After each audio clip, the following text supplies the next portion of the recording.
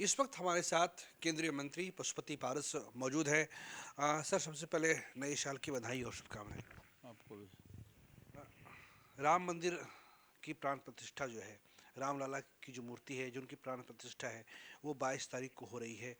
आपको न्योता मिला है, आप उसमें शामिल हो रहे हैं या नहीं? देखिए संडे के दिन मुझको मिला है निमंत्रण, और ये बहुत अच्छी बात है।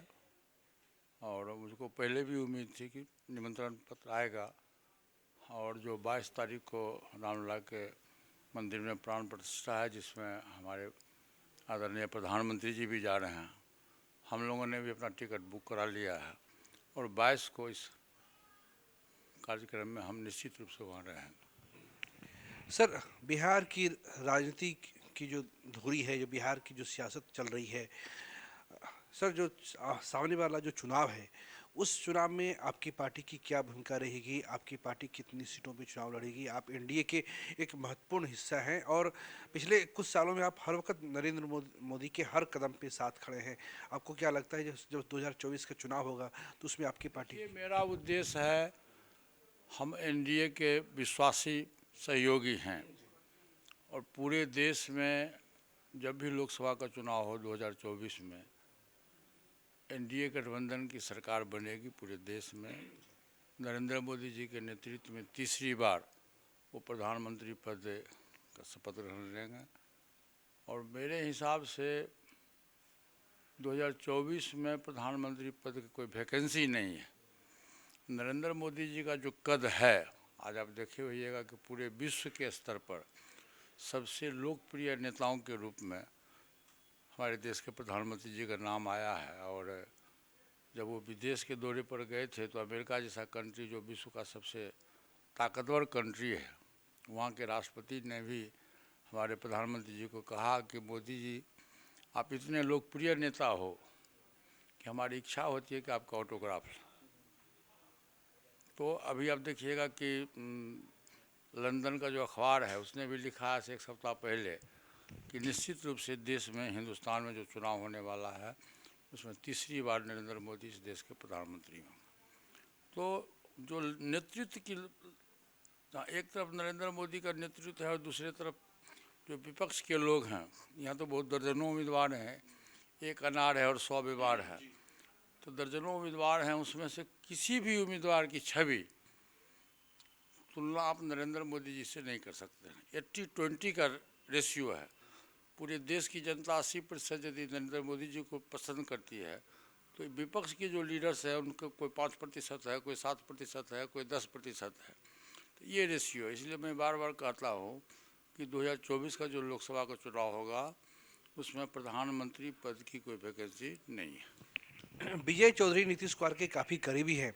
उन्होंने कल कहा कि जितनी देरी होगी सीट बंटवारे में, उतना नुकसान इंडिया को होगा, इंडिया गठबंधन को होगा। आज लालू यादव ने कहा है कि अभी कोई जल्दीबाजी नहीं है और इतनी जल्दी सीटों का बंटवारा नहीं होता है। ये आप सर इसको किस वे में ले रहे हैं, किस रूप में आप इसको ले रहे हैं? आप हमसे यदि पूछते हैं तो हमारी राय तो ये है, मैं कहूँगा कि इंडिया गठबंधन जो है वो कामयाब नहीं होगा, सफलता उसको नहीं मिलेगी, क्योंकि देश बड़ा देश है। देश में भाषा का विवाद है, धर्म का विवाद है, लैंग्वेज का प्रश्न है। साउथ का अलग है, नॉर्थ का अलग है। आप देखे होइएगा कि जयप्रकाश नारायण के नेतृत्व में 74 में आंदोलन हुआ था, और 77 में जब लोकसभा का चुनाव हुआ था, उस आंदोलन में भी साउथ और नॉर्थ की लड़ाई हुई थी। हाँ, तो उसका वहाँ धर्म का सवाल है, भाषा का सवाल है। तो हमारे हिसाब से जो साउथ की जो राजनीति है वो अलग है, नॉर्थ की राजनीति अलग है। उसमें इंडिया गठबंधन के कोई भी लीडर सामान्य नेताओं के रूप में नहीं है। इसीलिए इन लोगों का सीट शेयरिंग होगा भी नहीं, अब होगा भी तो बीच में ही बिखर जाएगा ये। नीतीश कुमार अगर आपके फोल्ड में आते हैं, इंडिया छोड़ के अगर एनडीए में आते हैं तो स्वागत करेंगे आप उनका?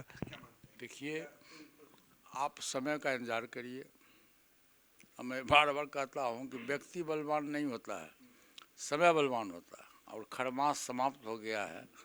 अब जो भी होगा वो एनडीए गठबंधन के पक्ष में होगा। एक सवाल ये है सर कि कल हाजीपुर में एक रैली थी और बार बार ये बात कही जा रही है कि जो चिराग पासवान है, आपके जो भतीजे हैं, वो कह रहे हैं कि ये हमारी परंपरागत सीट है। उन्होंने कई बार कल की रैली में पिताजी का नाम लिया, आपके भाई साहब का नाम लिया और कहा कि अब यहाँ से हम लोग उतरने की तैयारी में हैं। आप क्या मानते हैं इसको? खाने वाले की जितनी भूख होती है, खिलाने वाले की भूख होगी तब न।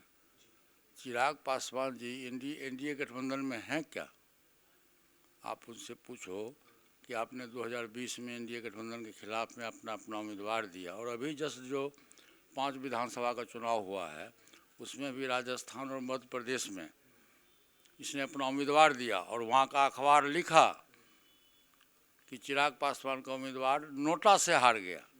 इनके उम्मीदवार को कहीं 100 वोट मिला, कहीं 150 वोट मिला। तो हंसना और गाल फुलाना एक साथ नहीं चलेगा। हम एनडीए के विश्वासी पार्टनर हैं, सहयोगी दल है।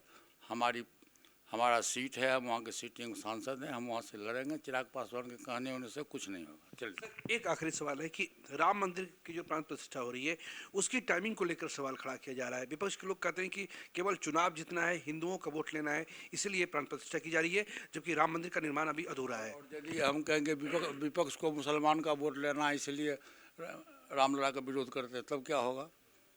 देखिए, देश है, देश बहुत बड़ा देश है, और रामचंद्र भगवान ने ईश्वर के रूप में माने जाते थे, और राम को सब पूछता है।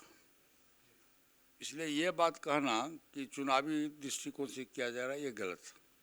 तो साफ तौर से इस वक्त हमारे साथ केंद्रीय मंत्री पशुपति पारस मौजूद थे। साफ तौर से इन्होंने कहा है कि बिहार की जो सियासत हो या जो देश की सियासत हो, उसमें देश के जो मौजूदा प्रधानमंत्री हैं उनकी महत्वपूर्ण भूमिका है, और उनकी हर भूमिका में, उनके हर कदम में जो पशुपति पारस है और उनकी जो पार्टी है वो हर वक्त उनके साथ है। कैमरा पर्सन फिरोज के साथ प्रीतम कुमार, कशिश न्यूज, पटना।